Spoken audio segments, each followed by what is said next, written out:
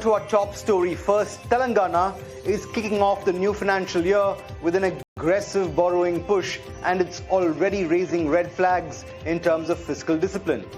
According to the RBI's borrowing calendar, the state plans to raise nearly 18,900 crore rupees in the April-June quarter alone as part of a much larger 73,000 crore rupee plus borrowing program for the full fiscal. Now, what's significant is the timing. This is front-loaded borrowing right at the start of the fiscal, with the government already tapping markets through long-term bonds. This includes, of course, a 17-year and 30-year securities. The borrowing plan comes on the back of a sharp overshoot last year as well. Telangana borrowed over 85,000 crore rupees in FY26, nearly 60% higher than its original target. Moving on to news from the corporate space next, the TVS Group is staring at a rare but very public boardroom rift, and this time it involves the promoter family itself. At the heart of the issue is Venu Srinivasan stepping back into a position of control at Sundaram Clayton, which, remember, is the holding company. Tensions within the TVS Group. Reports say that Srinivasan has now taken direct charge of governance, effectively asking his daughter and managing director Lakshmi Venu to focus purely on business operations. Now, this follows a dramatic series of boardroom developments, including decisions being reversed within 72 hours and leadership structures being reshuffled, all pointing to deeper tensions within the family. Reports say that the board at Sundaram Clayton itself has met twice in quick succession in order to hash out decisions, even making and undoing a decision or two. Now, the face-off comes despite carefully crafted succession planning just 2 years ago, where the TVS empire was split, with Lakshmi leading Sundaram Clayton and her brother Sudarshan Venu taking charge of TVS Motor. Moving on now, Ravichandran Purushothaman has recently been appointed chairman of CII's southern region. Mr. Purushothaman, remember, has a term that lasts up to the end of FY27, and he takes over the industry body at what is widely being seen as a challenging time for industry at large. Now, the LPG crisis, remember, has threatened to derail operations at plants and businesses in general. This even as the industry overall is navigating a crucial period of energy transition. Now, while geopolitical headwinds have for the last half a decade threatened to rock the boat for a region whose factories are significantly export dependent, Tamil Nadu and many parts of South India have begun coping with the ongoing geopolitical shocks. However, the new CII South boss is not new to challenges. For well over a decade, he has headed Danish engineering major Danfoss India operations across 7 cities, including the company's mega plant just outside Chennai. It hasn't been too long since Danfoss also committed an investment figure of 1,500 crore rupees towards its India operations and began a decarbonization move to electrify kitchens at its plant, among other initiatives. So to speak to us about some of these measures and tell us where the industry in South India is headed, I'm now joined by Ravi Purushothaman himself. Ravi, thanks so much for joining us on the show today. My first question to you, let's start with what you're doing at Danfoss on the LPG front. Have you completed the process of electrifying the kitchen at the plant? This in an attempt to minimize the use of LPG? I mean, you feed several hundreds, if not thousands of employees every day. How's that process coming about? Fundamentally, our electrification story started 5-6 years ago, and it was not meant for balancing the West Asia crisis. As you know, as a company, we have set a directional roadmap on carbon neutrality, especially in supply chain by 2030, and we have been consistently investing in technologies to bring our Scope 1 and Scope 2 emissions for meeting the decarbonization goals that we have defined. So about 2.5 years back, as you know, we operate in 7 cities of India. In one of our largest plants in Chennai, 2.5 years ago, we were looking at expanding our footprint in increased local production, and that warranted an increase in the canteen space. So the team came up with a proposal which required a lot more real estate and also a lot more capex. But then when we looked at different aspects of where we can reduce carbon emission, clearly removing LPG out of my campus was on high priority at that point in time. So we built a business case where we wanted to electrify the kitchen. By electrifying, we found that we can double our capacity to feed. I mean, we do about, we have about 2,500 employees in this campus.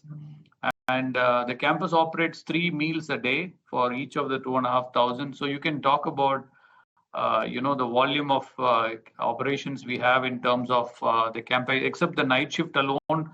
Only the blue collars are there, but on the day shifts, we have both breakfast, lunch. Almost the entire population of the campus is being fed from this industrial canteen. So out of a very strong business case, moving out of decarbonization towards the decarbonization story, we found that it was a lot more viable and the payback was coming to 3 years. So that's how we pivoted clearly to electric kitchen 2.5 years ago. But then came this new crisis, the LPG crisis, and of course we have been completely insulated in Chennai because of our pivot to electric kitchen. So that's how we could really continue our operations. And of course, we have eliminated at that point in time about 27 tons annually. We removed LPG out of our campus. It was something like 87 tons per year on carbon emission. So the story was more around a very strong business case for decarbonization, Jude. Right. And it's also coincidental that the ongoing West Asia crisis has also put LPG under the pressure, even as you continue this energy transition plan. Now, Danfoss has also announced a plan to invest 1,500 crore rupees in its India business. Could you break that figure down for me? Where will it go? What kind of timelines are we looking at? And more significantly, how much of that is earmarked for your plant in Chennai?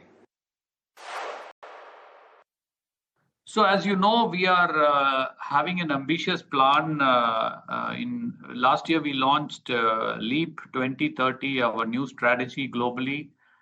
And as part of the LEAP 2030 new strategy, we are doubling our sales, as a company, and that also mirrors into doubling our capacities in India.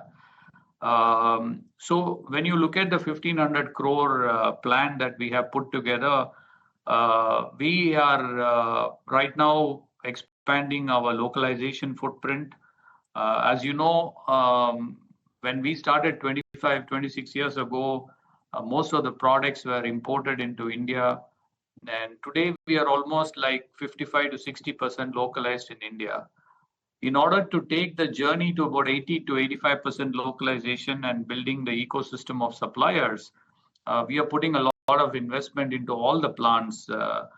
Particularly, we are, increasing our capacities both in Chennai and also in the compressor story. Because as you know, compressor is an important element, and we have a plant in Bangalore where we are increasing our capacity to almost meet the demand that is coming from the Indian industry. So a lot of our capex is going into machinery and increasing the capacity. And as I speak, we are also building a new campus in Pune. That also is one of our important investments in this year. I think in 5 years' time from now, we are looking at about 85% localization and also a lot more products made in India, not just for India, but also look at how do we leverage India as an export base to rest of the Danfoss, campuses. That's really the story where we are putting in, and most of this capex is going into expanding our localization portfolio in India. Right. Zooming back a bit, Ravi, you've been appointed CII chair for South India, and there's been all-round bleak news on the energy availability front across the country since the war in West Asia began. So given that South India is so production and manufacturing heavy, how dire is the situation on the ground in this region? In terms of South, South, as you know, is a very important part of the GDP story of India. South today almost with 21% of the population contributes to about 31% of the GDP. South alone is accountable for about $1.3 trillion of GDP. I think it is true that there has been impact due to the West Asia crisis, but I also have to share with you that over the last 35 days, CII has been in very close partnership working with the ministries, various ministries, and we have also set a 12-point agenda for industry in response to the West Asia crisis. Of course, industry is working very closely with government in building, strategic reserves, buffer mechanisms for raw materials, fuels, intermediaries. And we have taken a very collaborative approach where we work directly with the ministries, where we are seeing impact actually. Our objective is to really maintain price stability and thereby ensuring that, we are able to support the inflation management targets that government is really putting a lot of focus. Having said that, we also need to understand there's a bit of difference what happened during COVID and what is happening now, Jude. I think in the case of COVID, we saw the demand side getting affected. But in this crisis, we are seeing the supply side getting affected, actually. So it's a very different problem we need to address as CII and as industry. So we are also strengthening, supply chain resilience. Many of the companies are identifying alternative sources. We are diversifying and helping companies to find vendor bases. So the idea really is to minimize the disruption as we go along. And technically, we are also evaluating alternative technologies. Moving to e-kitchen is one example that we just spoke about it. But, how can we use more of ethanol, more of other natural gases, biomass, compressed gas, heat pumps as a technology, Jude. It's an under-harvested opportunity that is sitting in front of us. For all the process industries, heat pumps help you to deliver any temperatures from 65 degrees to 120 degrees, actually. So I think this is another example that we are looking at how we can help. So basically, as CII, 75% of our membership is MSMEs. We are also working with MSME partners for faster payments, better credit terms, and improved order visibility. I think overall, we also want to strengthen with our Center of Excellences, which supports, the industry. As you know, CII has 13 Center of Excellences. We have the Center of Excellences for Green Business, under which we have the Energy Council. And companies can enhance the energy efficiency opportunities to really operationalize and optimize some of the fuel cost visibilities that they can bring in actually here. And of course, we also need to look at long-term viability of making sure that when we pivot, we also bring in minimizing the risk. We build in alternative supply chain models, alternative procurement models, contracting practices, risk management practices. So this is something we are hand-holding our different, stakeholders and working very closely in a collaborative model with the government. Right, and given that these are great plans that you have, which of course will take form and shape when the energy transition does happen, given that the industry is so LPG reliant at present, does the supply glut give you sleepless nights at all? So I think, it certainly has improved over the last couple of weeks, what I'm hearing, because as you know, government has taken some, immediate actions to move some of the companies from LPG to PNG who are using it for their process requirements. But particularly on the restaurants and the commercial establishments, certainly there is a challenge there. But again, there's also alternative sourcing the government has initiated To my knowledge, also government is increasing the production of, increase the localized production of LPG with the oil marketing companies. Again, the pain will not go away overnight, but I think what I really believe is that there's been a lot of proactive measures. CII has worked together with the government, and we are engaging very closely with all the stakeholders, including, the different sectors that are impacted right now, and to make sure that we find a viable solution in the medium term, and also look at how do we pivot to alternative energy sources in a medium to long term. And e-kitchen is one good example, which can release a lot of LPG cylinders, especially when industrial canteens, large canteens that operates, in hospitals, in hotels, also in educational institutions. If we can release those LPGs, that's another option where government gets a little bit breathing space to help the restaurants and other smaller LPG needs that are there in the country. So I think I don't think we have a quick fix on it, but certainly there are a lot of collaborative efforts and proactive actions that the government has taken. I have more than believe that these are really going to mitigate some of this, but it will take a bit of more time because we don't know when the war will stop. But certainly the government is working on war footing in looking at diversifying their sources as well. Last question then before I let you go. There's an election in two prominent states across South India, Tamil Nadu and Kerala, barely in a couple of weeks from now. Tamil Nadu is, of course, your home state as much as it is mine. So on the policy front, what is the industry's wish list that you have from whichever party ends up winning elections in both of these states? Yeah, I think, Jude, from a policy side, as you know, CII has been working very closely with the governments both in Kerala and in Tamil Nadu. And in fact, particularly in Kerala, we have had a very remarkable progress together with the government. We have a consultative forum where CII members meet once in a quarter, the chief secretary and all the secretaries of the different departments. So I think our partnership has been extremely strong, both in Kerala, and there's been a very strong progress we have made in many of the sectors in Kerala. And that also augurs very well for Tamil Nadu, because if you look at the initiatives Tamil Nadu has taken in the last 5 years, I think from an industry perspective, it has been a very, very collaborative partnership. The kind of progress Tamil Nadu has made in terms of in its industrial landscape, collaboratively working with CII, we have extremely very positive. And I think this will only continue, in my view, as we go along into the new term of the governments, actually. So I think our role is to really partner with the government. And, just to count for you, last year, we made about 159 policy recommendations across southern India.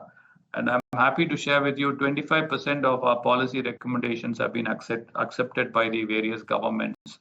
So that also shows you that we bring significant value by partnering, and I would simply call it, Jude, irrespective of the outcome, partnership is the new leadership. Shifting focus from manufacturing to politics next, action is heating up on the campaign trail in Tamil Nadu and in Madurai, the state's most eloquent and the DMK's most outspoken minister, that's incumbent Minister of Information Technology, Palanivel Thiagarajan, is seeking re-election for the third time in succession. In a chat with Times Network, PTR, as he's better known, said that the BJP and Tamil Nadu are like two poles of a magnet, even saying that the party's brand of Hindutva politics would not win in the state. Here's a slice of that conversation. Joining us now for a conversation is DMK leader Mr. Palanivel Thiagarajan. Sir, thank you for talking to Times Now. You're going to contest from the Madurai Central constituency once again. How is the ground looking for the DMK? What is the narrative of the DMK this time in 2026? Well, I think at some level there are macro trends across the state, and at some other level every constituency is different. That's why you get different results across different constituencies. So I'll do my constituency first because I know it better. In my constituency, now that I've been the MLA for 10 years, 5 years opposition, 5 years minister, when I was opposition, there was no local body, so I was effectively serving as the councillor as well. So all that together, I would say that my connect with the constituency has gotten better and better. Last time, I had won almost 50% of the vote and all but 5% of the booths. I think I won in 95% of the booths. This time, my ambition is to win 100% of the booths and try to win closer to 55 or 60% of the vote. The DMK has been speaking a lot about the national education policy, delimitation, SAR, etc. So do you think all these topics and the conversations that the DMK has been able to establish about these topics, will that strike a chord with the people?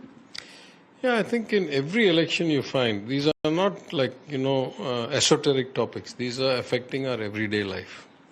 And in all of these, you find that, again, this kind of tendency to say my way or the highway with no consultation, with the, rules and models thrust down without proper debate, without kind of equitable access. These continue to happen, and it is a lived experience every day. So people don't need to be kind of fed any narrative. They can see it in real life every day. As far as the national education policy is concerned, what the BJP says is that although there is a mandate to have a third language, that third language need not be compulsorily Hindi. It can be any Indian language. So where is the imposition is the question coming in from the BJP. What is your response to that? It is not a question of imposition of Hindi first. It is a question of imposition of policy.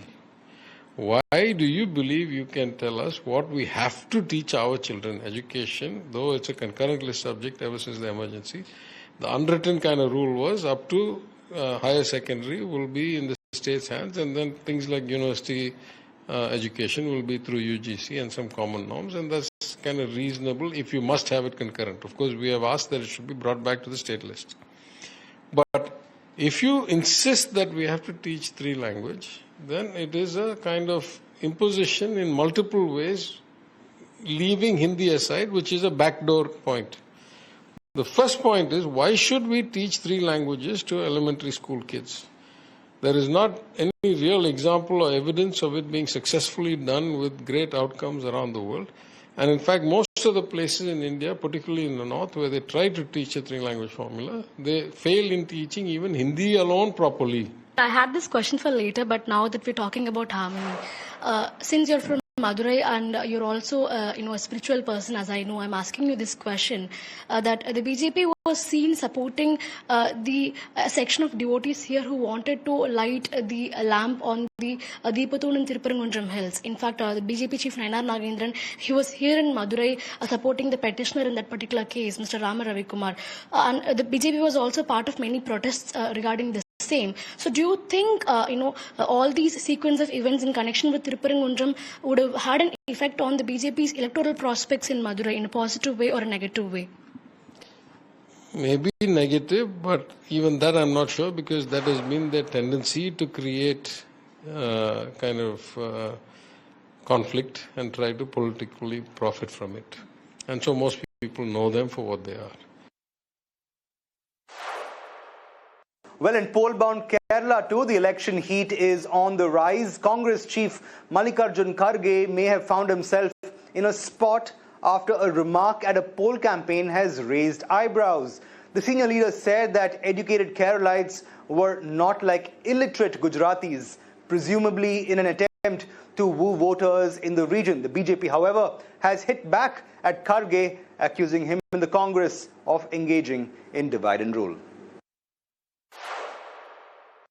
Don't misguide the people of Kerala. They are very clever.